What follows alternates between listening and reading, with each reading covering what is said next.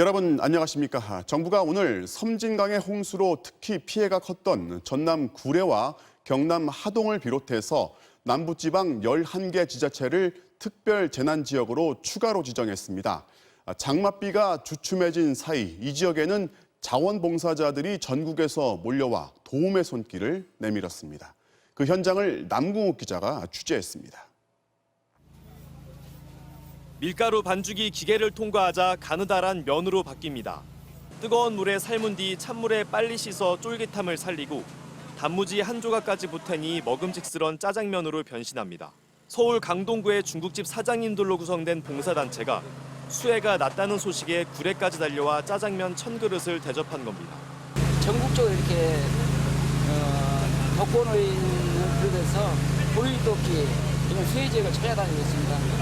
저희들이 이제 가진 기술이 짜장면 만드는 기술이 있잖아요. 그래서 회원들이 이걸로 한번 봉사를 한번 해보자 해서 그냥.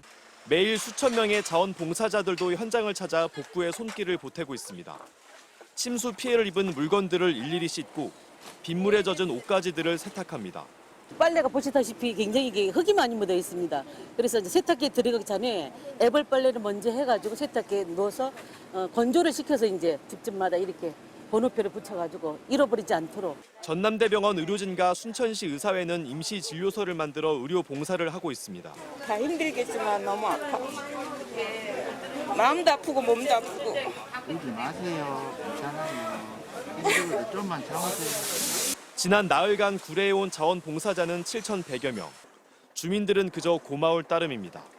저기 자원봉사자들이 자발적으로 솔선수범하셔가지고 여기 찾아주셔서 너무 고맙고 감사해요. 그래서 그분들이 내 것처럼 그렇게 해주시더라고요.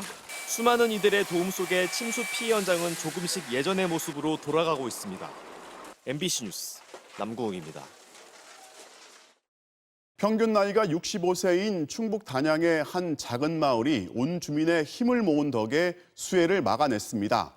하천물이 마을을 덮칠 정도로 거세게 들이닥치는 동안 모두가 몰려 나와서 모래주머니로 제방을 쌓은 건데요. 그 기적 같은 당시의 장면이 마을 CCTV에 그대로 담겨 있었습니다.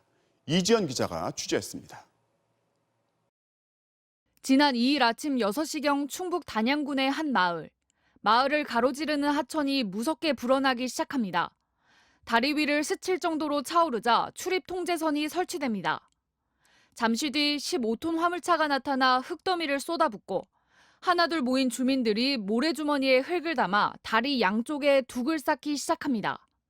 여자들은 자를 붙잡고 남자들은 사비를 퍼붓고 또 한머리 남자들은 이제 가서 뚝을 쌓고 이랬어요.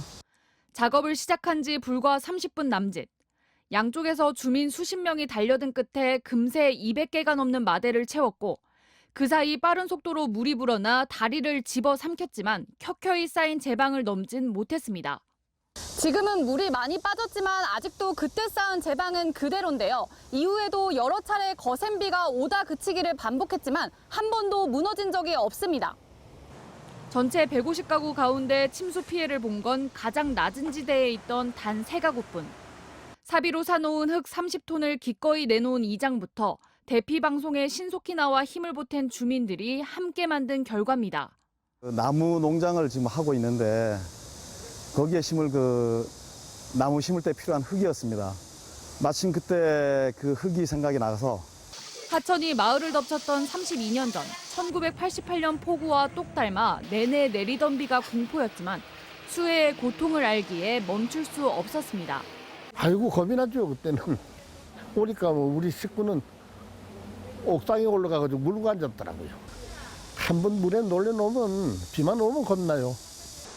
마을 주민 모두 힘을 합쳐 자연재해를 막아낸 경험은 더 큰 자부심으로 돌아왔습니다. 그때는 한 사람 기분이었어. 그래도 우리 모두 이렇게 마음을 합하면 살 수 있다 이런 생각이 들더라고요. MBC 뉴스 이지연입니다. 섬진강 하류의 수해 지역 지자체들이 연일 섬진강댐의 과도한 방류를 탓하면서 책임을 요구하고 있습니다. 그러자 수자원공사는 기상청의 예보가 실제와 너무 달랐다면서 책임을 떠넘겼는데 기상청이 오늘 예보를 수정하긴 했지만 결국 비가 내린 총량은 예보대로였다면서 반박했습니다. 정진욱 기자가 보도합니다.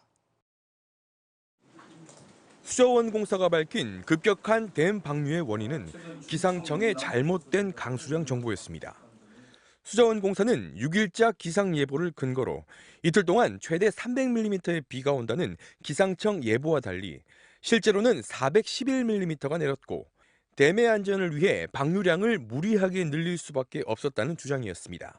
알고 있는 그 강우 예보보다 훨씬 더 많은 비가 내렸기 때문에 그런 그 방류량을 증가할 수밖에 없었다는 점을.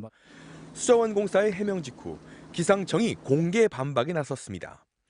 폭우 직전 예보에서 전북 지역의 강수량을 300mm로 예보한 것은 맞지만 바로 다음 날 강수량을 수정했다는 겁니다. 당초 예상 강수량을 수정해 8일 하루 동안만 250mm 이상의 비가 더 올 수 있다고 경고했다는 겁니다. 수자원공사가 변경된 날씨 예보를 참고하지 않고 기존 예보를 근거로 방류량을 결정한 것이 잘못됐다는 취지입니다. 또 온 양 더하기 앞으로 추가로 더 올 양을 추가로 예보를 했기 때문에 전체적인 양에 있어서는 비슷한 수준으로 예보했다라고.